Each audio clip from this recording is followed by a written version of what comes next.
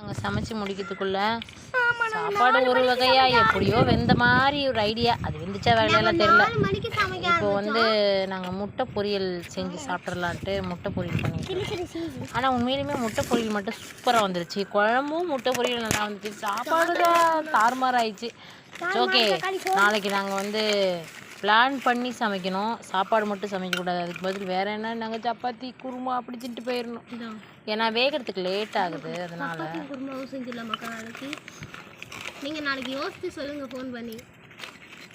இந்த விறகு இல்லாமல் நாங்கள் பேப்பரை போட்டு கொளுத்திக்கிறோம்.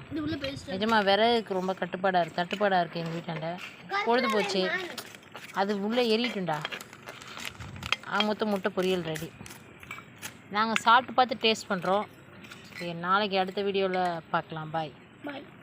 அட்ஜஸ்ட் பண்ணி வீடியோ பார்த்ததுக்கு ரொம்ப நன்றி. சப்ஸ்கிரைப் பண்ணுங்கள்.